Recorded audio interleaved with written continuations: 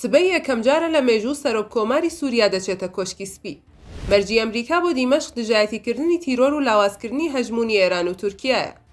هیچ پێشکەوتنێک لە تێکەڵکردنەوەی هەسەدە لەگەڵ وەزارەتی بەرگری سووریادا نییە. دیمەشق خۆی لە ڕێککەوتن لەگەڵ هەسەدە دەدزێتەوە و چاوەڕێی ڕێککەوتنە لەگەڵ ئەمریکا.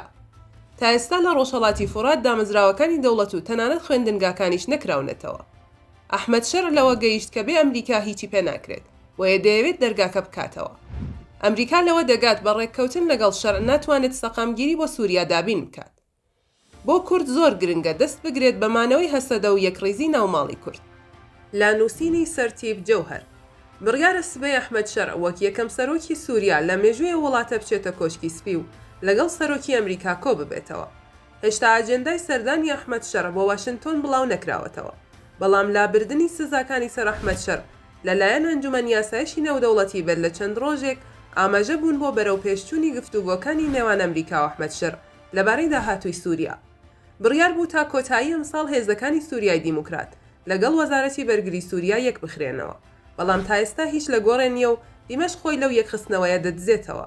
ئەم خۆدزینەوەش بۆ دوو هۆکاری سەرەکی دەگەڕێتەوە. یەکەمیان لەم قۆناغەدا ئەمریکا ڕێنادات هێزەکانی سووریای دیموکرات ببنە بەشێک لە وەزارەتی بەرگری سووریا بەو شێوەیە ئەحمەد شەر دەیەوێت. دووەمیشیان فشاری تورکیا فشار لە دیمەشق دەکات و ڕێنادات هێزەکانی سووریای دیموکرات تایبەتمەندی خۆیان هەبێت لە چوارچێوەی وەزارەتی بەرگری سووریا. تا ئێستا هەموو دام و دەستگاکانی دەوڵەت لە ڕۆژهەڵاتی فورات نەکەوتونەتەوە و کار و تەنانەت خوێندنگاکانیش داخراون و نەکراونەتەوە. ئەم سەردانەی ئەحمەد شەر بۆ واشنتۆن ڕووداوێکی نوێیە لە مێژووی سووریا.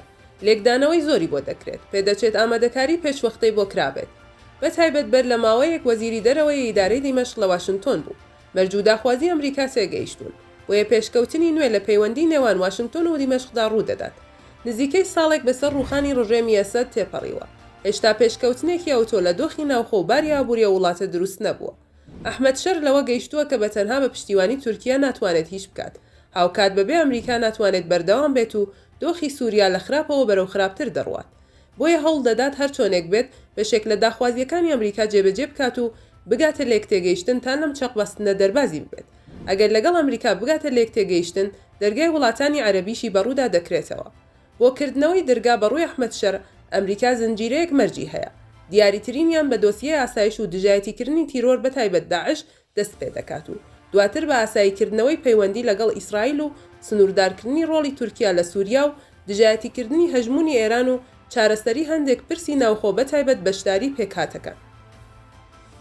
گەورەترین گرفت و گرەی بەردەمەم دەسەڵاتدارەتی دیمەشق پرسی دژایەتیکردنی گروپە تیرۆریستەکان و کێشەی چەکدارە بیانیەکانە. ئەمە جگە لە پرسی بەشداری پێکهاتە جیاوازەکان و فشاری تورکیایە سەبارەت بە پرسی کورد. بۆ دڵنیابوون لە هەڵوێستی دیمەشق ماوەیەکە ئەمریکا بە هاوکاری و هاوبەشی هێزەکانی سووریای دیموکرات زنجیرەیەک ئۆپراسیۆنیان لە بیابانی تەجمور لە ناوەڕاستی سووریا لەبەری ڕۆژاوای فورات جێبەجێ کردووە. دەنگ و باسێکی گەرمگوڕیش هەیە کە ئەمریکا هێزێکی تایبەتی بردوۆتە دیمەشق و لەوێ بنکەیەکیان دروست کردووە و ژمارەیەک شەڕوانی هەسەدەشیان لەگەڵ خۆیان بردووە. بەڵام ئەمریکا دەیەوێت ئەم هەواڵە ڕەت بکاتەوە. ئەگەر کردنەوەی بنکەی سەربازی ئەمریکا لە دیمەشقدا بمەزرێنێت گۆڕانێکی یەجگار گەورە دەبێت لە ناوچەکە، چونکە سووریا بە تەواوی دەکەوێتە ژێر کاریگەری ئەمریکا و ڕۆڵی رووسیا و ئێران و تورکیا بە تەواوی لاواز دەبێت و لە بەرامبەردا ئەمریکا دەبێتە خاوەنی هەژمون و ڕاگری هاوکێشەی چ لە ناوخۆ یاخود دەوروبەر. وا چاوەڕوان دەکرێت دوایم سەردانە واشنتۆن ڕێخۆشکەر بێت بۆ کرانەوەی دەرگای پەیوەندی سووریا لەگەڵ ئەمریکا و بەشێک لە وڵاتانی ئەوروپا و عەرەبی.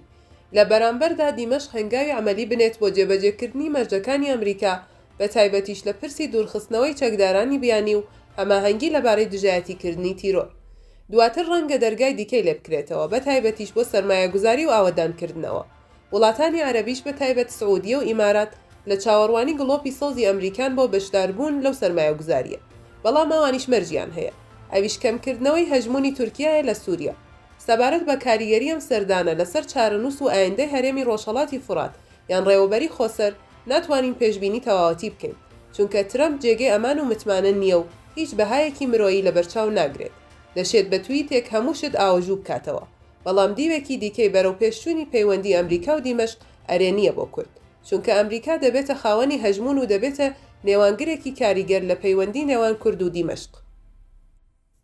ئەگەری زۆرە ئەو هاوسەنگی ڕابگرێت لە نێوان هێزێکی وەک هەسەدا کە هاوپەیمانێکی گرنگتیە لە دژایەتیکردنی تیرۆر و بەرژەوەندی ئەمریکا لە ناوچەکە لەگەڵ دەسەڵاتێکی نوێ لە دیمەشق جێگای متمانە نییە. پەسەندکردنی بودجەی پشتیوانی ساڵی 2026 بۆ هەسەدا بەڵگەی و بۆچوونەیە کە ئەمریکا جارە دەستبەرداریە و هێزە نابێت.